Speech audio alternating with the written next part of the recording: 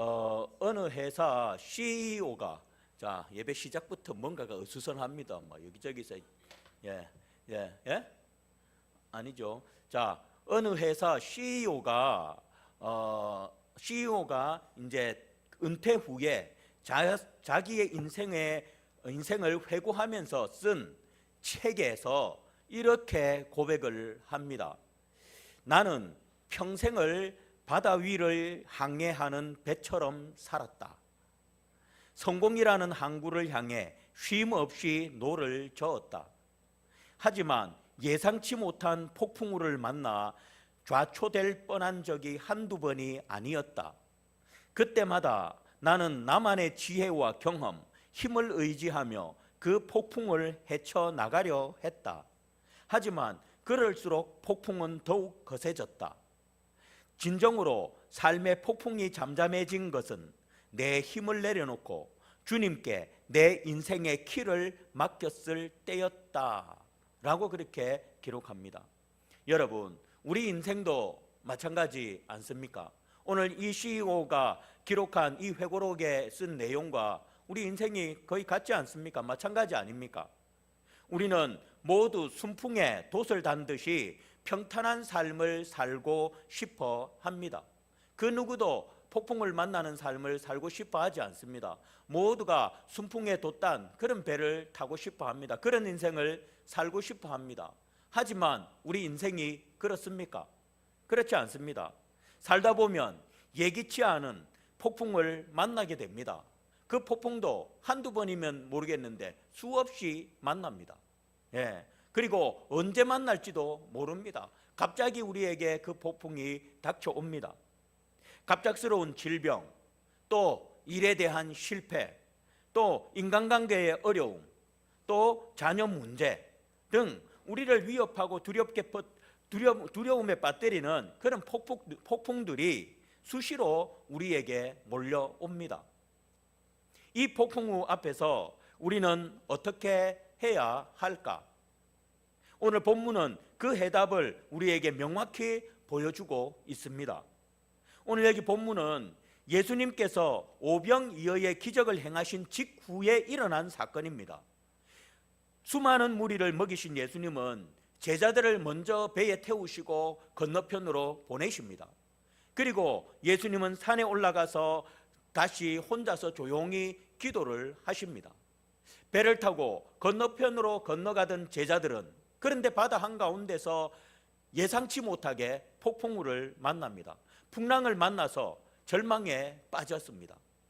그때 예수님께서 물 위로 걸어 오셨습니다. 제자들은 유령인 줄 알고 소리를 질렀지만 예수님은 안심하라, 난이 두려워하지 말라 라고 그렇게 말씀을 하십니다. 그리고 베드로는 주님의 말씀을 따라 믿음의 발걸음을 바다 위로 내딛습니다. 이 이야기는 단순히 과거의 기적을 기록한 것이 아닙니다. 오늘 이 본문은 우리의 삶의 현장에서 똑같이 일어나는 영적인 진리를 담고 있습니다.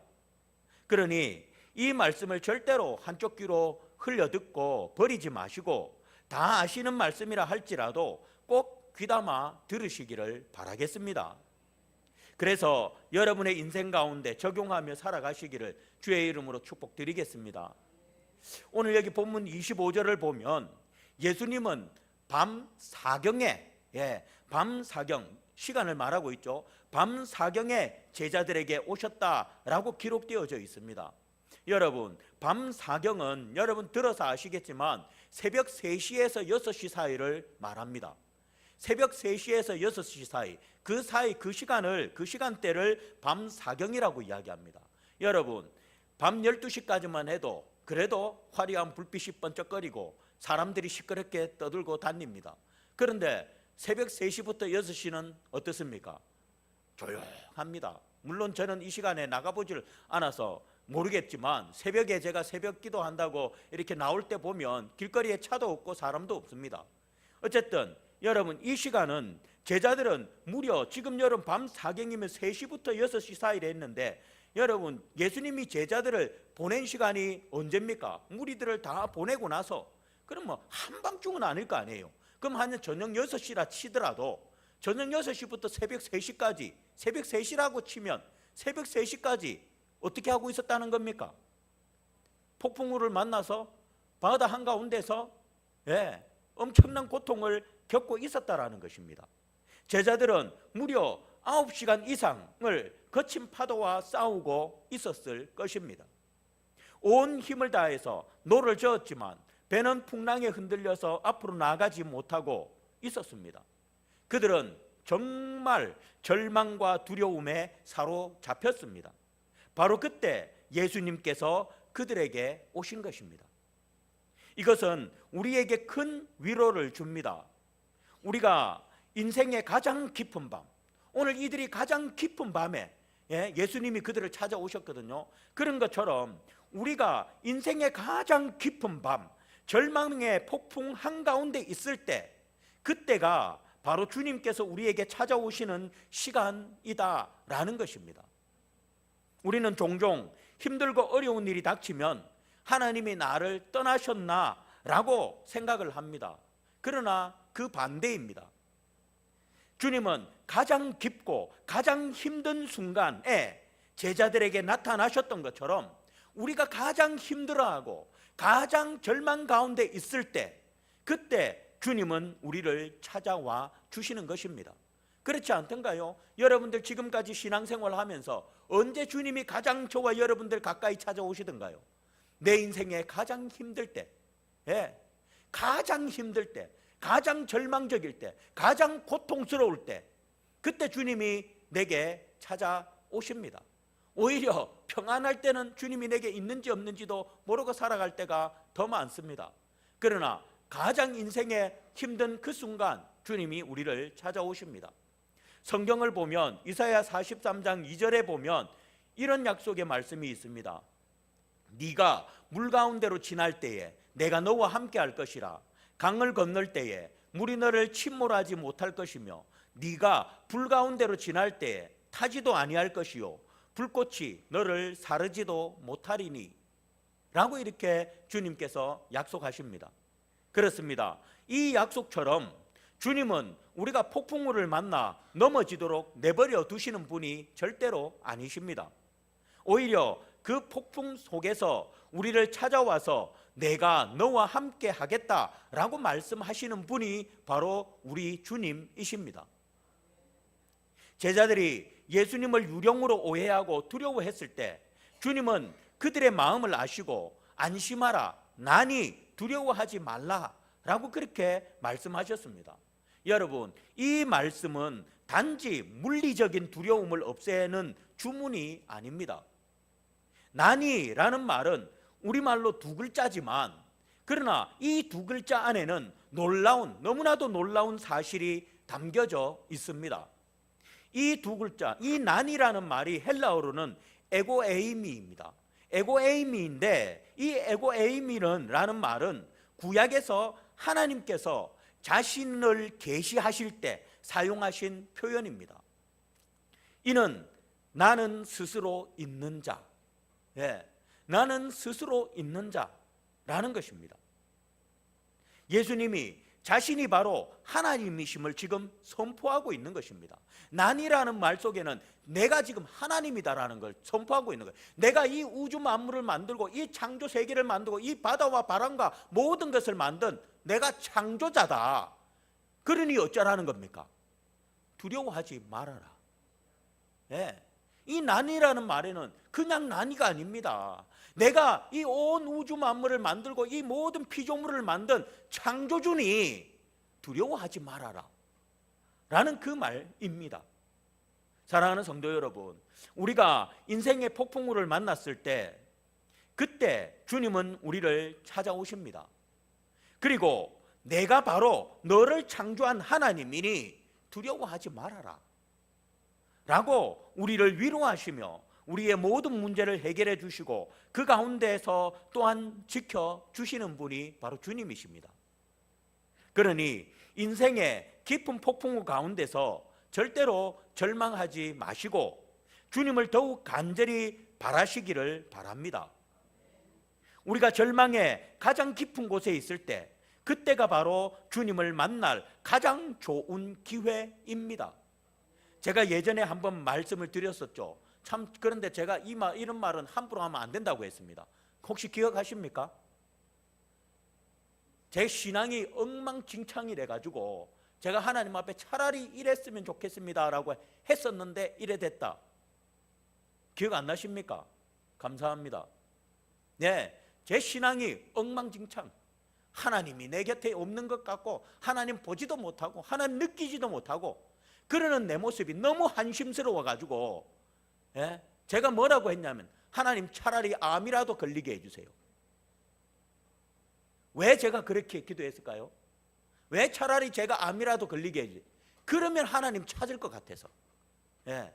얼마나 내 모습이 얼마나 너무, 내가 봐도 너무 얼마나 저러면 제가 그렇게 기도했겠습니까? 하나님 차라리 암이라도 걸리게 해주세요. 왜? 암 걸리면 하나님 찾으니까. 그래라도 하나님 찾을 것 같아. 그래야만 하나님을 찾을 것 같으니까. 그랬는데, 예, 결국은 그래 됐습니다. 그래서 여러분들에게 기도 함부로 하지 말라고. 그런데 제가 그렇게 기도한 의미는 아시겠죠? 예. 여러분들, 정말 우리가 절망의 가장 깊은 곳에 있을 때, 그때가 바로 주님을 만날 가장 좋은 기회입니다. 그렇기 때문에 꼭 평안한 것만 좋은 게 아닌 것 같습니다. 우리에게 때로는 폭풍이 닥쳐야, 그때서야 우리는 주님을 찾고 주님을 만날 수가 있습니다. 그래서 굳이 꼭 우리가 순풍에 돛단 배처럼 이런 인생이면 참 좋겠지만, 때로는 우리는 제가 그렇게 기도한 것처럼 꼭 그렇게는 아니더라도 우리는 폭풍을 한 번씩을 만나야 그때 우리가 하나님을 찾는 것 같고 하나님을 만나는 것 같습니다.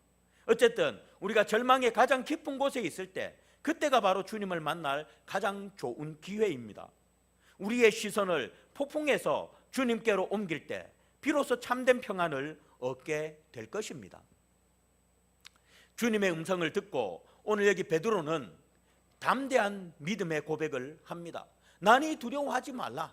내가 모든 것을 만든 창조주 하나님이니 두려워하지 말라라는 이 말을 듣고 베드로는 담대한 고백을 합니다. 뭐라고 하냐면, 주여, 만일 주님이시거든 나를 명하사 물 위로 오라 하소서.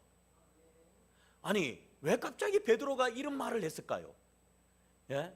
왜 이런 말을 했을까요? 어쨌든 베드로는 주여, 만일 주님이시거든 나를 명하사 물 위로 오라 하소서라고 이렇게 합니다. 그리고 예수님께서 오라고 말씀하시자 베드로는 배에서 내려 물 위를 걷기 시작했습니다. 이것은 불가능을 가능으로 만드는 믿음의 순간이었습니다. 또한 이것은 믿음은 놀라운 기적을 체험케 함을 보여주는 순간이었습니다. 하지만 베드로의 믿음은 오래가지 못했습니다. 30절 말씀 보면, 바람을 보고 무서워 빠져가는지라. 베드로는 처음에는 주님을 바라보며 믿음으로 무리를 걸었습니다. 그러나 거센 바람과 파도를 보자 두려움에 사로잡혔고, 그 순간 그의 시선은 주님에게서 멀어졌습니다. 시선이 옮겨지자 그는 물속으로 어떻게 해요? 빠져들기 시작했습니다. 주님을 바라보고 믿음으로 걸어갈 때는 무리를 걸었는데, 주님의 시선, 주님을 향하던 시선을 파도를 보고 바람을 보고 보자 어떻게 해요? 물속으로 빠졌다라는 것입니다. 이것이 바로 우리의 모습과 얼마나 똑같습니까? 우리는 교회 안에 나와서 말씀 앞에서 주님을 믿습니다, 제가 주님의 뜻대로 살겠습니다 라고 담대하게 고백합니다. 그러나 일상의 삶으로 돌아가서 세상의 거친 파도와 바람을 마주할 때 우리의 믿음은 흔들리기 시작합니다. 주님 앞에 나와서는 그렇게 다짐을 하고 그렇게 고백을 하는데, 그런데 막상 세상에 다시 나가면 세상의 거친 파도와 바람을 보게 됩니다. 그리고는 흔들립니다. 과연 내가 할 수 있을까?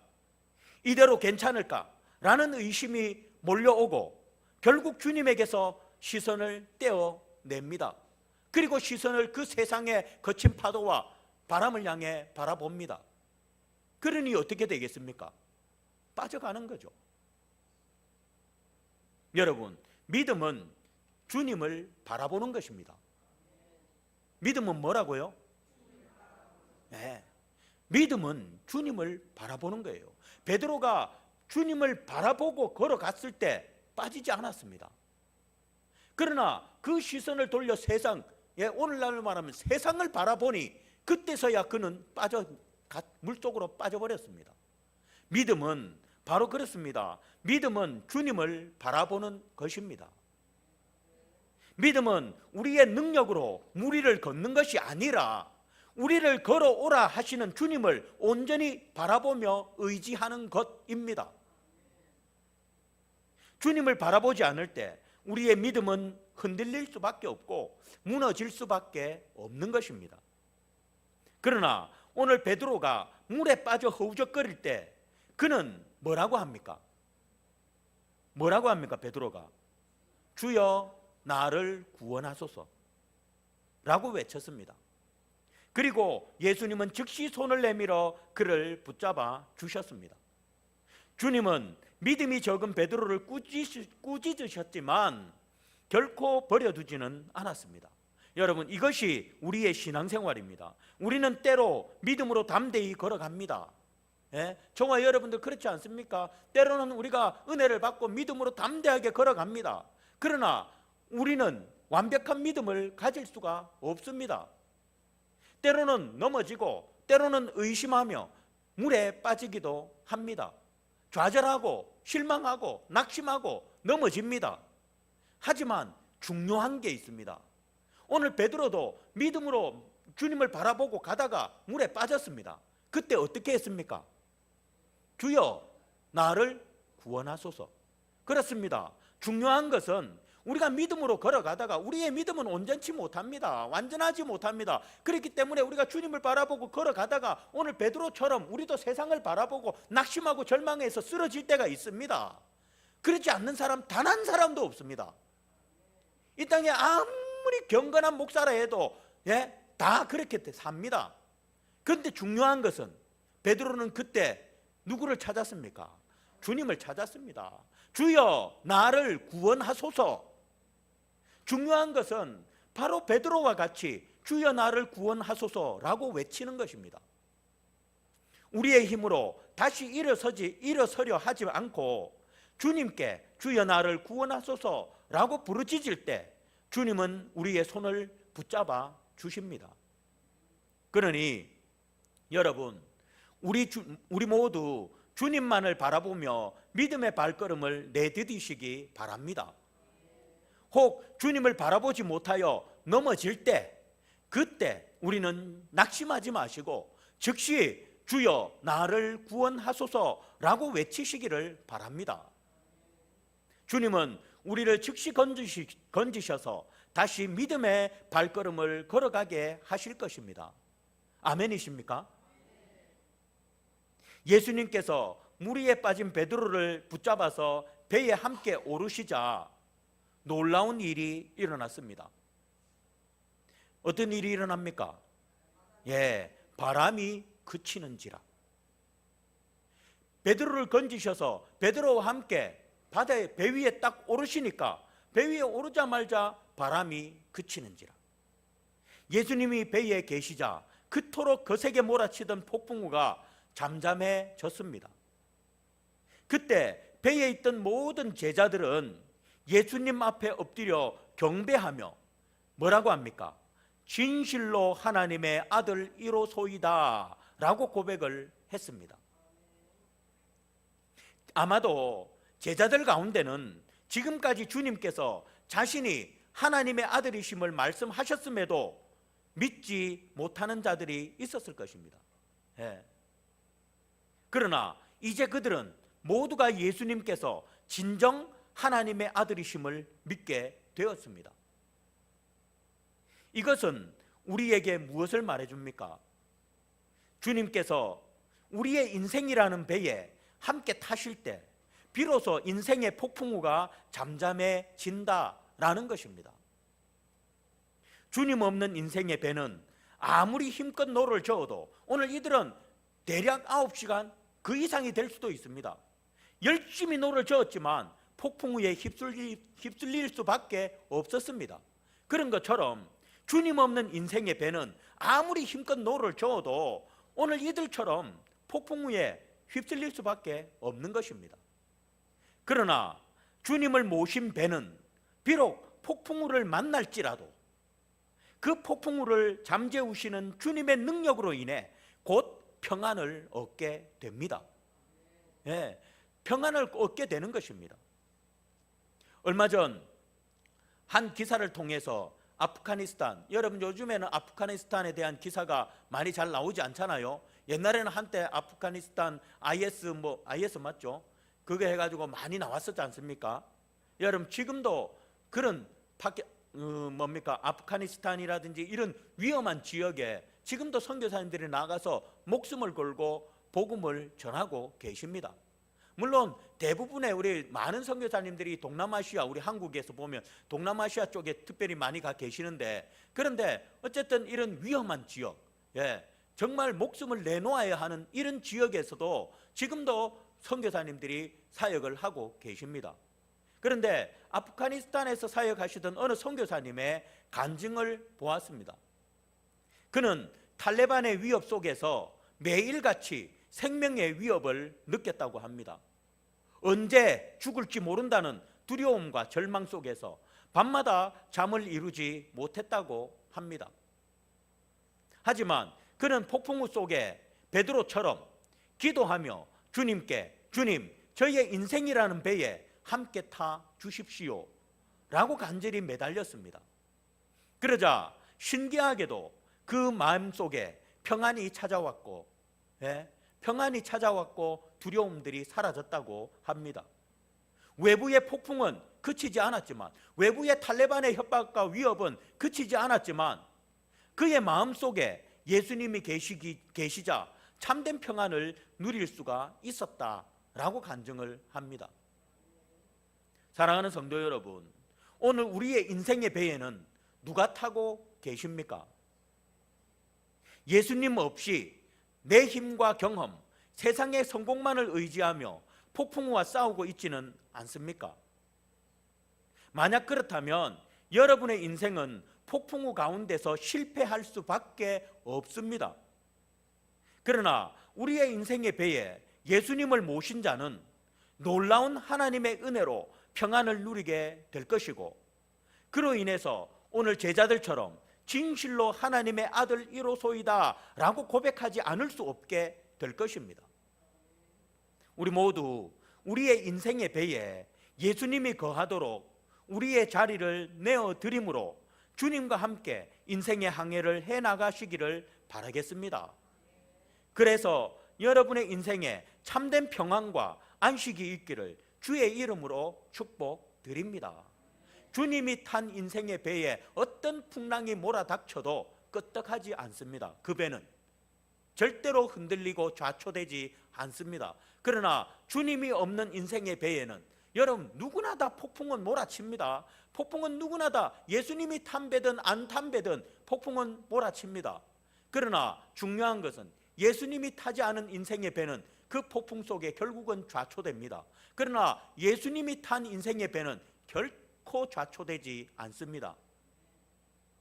그러니 저와 여러분들 우리 인생의 배에 예수님이 타고 계신지 한번 점검해 보시고, 쓸데없는 것들로 태워가지고 가고 있다면 그것들 다 버려버리고 정말 예수님을 우리의 인생의 배에 모시는 그런 저와 여러분들이 되시기를 주의 이름으로 축복드리겠습니다.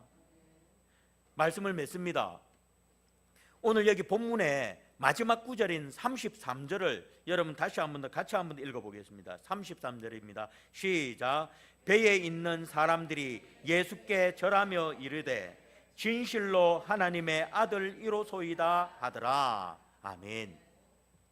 여러분, 이 고백은 폭풍우 속에서 주님을 만나고 그분의 능력을 체험한 제자들이 드린 고백입니다. 우리도 이런 고백이 있기를 원합니다. 우리도 정말 폭풍우 속에서 주님을 만남으로 말미암아 정말 이런 고백이 우리에게도 있었으면 좋겠습니다. 아직까지 주님을 만나지 못한 분들, 저처럼 그렇게 기도는 하지 마시고 그 극한으로 그렇게 기도는 하지 마시고 어쨌든 주님 만날 수 있게 좀 해주십시오 한번 기도해 보십시오. 그래서 주님을 만남으로 말미암아 오늘 제자들과 같이 이런 고백이 저와 여러분들 입술 속에서 나올 수 있기를 바랍니다. 폭풍우를 통해 그들은 예수님이 단순히 위대한 스승이나 선지자가 아니라 바로 만물을 다스리시는 하나님의 아들이심을 깨닫게 된 것입니다. 그렇습니다. 그들은 폭풍우를 통하여 진정한 주님을 만났습니다. 그와 같이 우리도 인생의 폭풍우 속에서 진정한 주님을 만나게 될 것입니다. 여러분, 우리의 삶에 닥치는 폭풍우는 때로는 우리를 절망의 나락으로 떨어뜨릴 것 같지만 사실은 우리를 주님께 더 가까이 나아가게 하는 통로가 될 수 있습니다. 폭풍우를 통해서 우리는 우리의 한계를 깨닫고 오직 주님만이 우리의 유일한 소망이 되심을 고백하게 됩니다. 신앙은 폭풍이 없는 고요한 바다를 항해하는 것이 아닙니다. 신앙은 폭풍이 몰아칠지라도 그 폭풍을 잠재우시는 주님을 온전히 신뢰하며 나아가는 것, 그것이 바로 신앙입니다. 혹시 지금 여러분의 삶에 폭풍우가 몰아치고 있습니까? 어떤 사람들은 끝까지 자기 힘으로 그 폭풍우를 이기려는 사람들이 있습니다. 여러분, 글면 멸망합니다. 그러면 결국 좌초됩니다. 그러니 어리석게 자기 힘으로 그 폭풍우 헤쳐나가 보려고 악둥바둥 이 모양 이 방법 저 방법 쓰지 마시고 오늘 베드로처럼 무릎 꿇고 주여 나를 구원하소서, 바로 무릎 꿇고 구원하소서 고백하십시오. 여러분 가운데 정말 폭풍우가 몰아치고 있는 분들이 계시다면 주님께 시선을 고정하십시오. 그리고 베드로처럼 주님이 오라 하실 때 믿음의 발을 내디디십시오. 반드시 놀라운 경험을 하게 될 것입니다. 그리고 주여 나를 구원하소서라고 외치십시오. 주님은 반드시 우리를 구원하시고 우리의 삶에 찾아오셔서 평안을 주십니다. 이제 우리는 또 내일부터 세상으로 나갑니다. 세상에 나가면 거친 파도가 있습니다. 세상에 나가면 몰아치는 세상의 환란이 분명히 있습니다. 그 속에서 오늘 이 예배를 통해 얻은 믿음으로 주님만 바라보며 담대하게 한 걸음 한 걸음 내디디시기를 주님의 이름으로 축복드립니다. 절대 그것 바라보지 마십시오. 여러분 그것 바라보면 어떻게 해요? 빠져갑니다. 우리의 시선, 아무리 세상의 폭풍이 내 주변에서 몰아치고 나를 향해 몰려와도 여러분 주님만 바라보십시오. 그래서 한 주도 여러분 주님만 바라봄으로 말미암아 승리하는 믿음의 발걸음을 걸어가시는 그런 여러분 되시기를 주의 이름으로 축복드리겠습니다. 기도하겠습니다.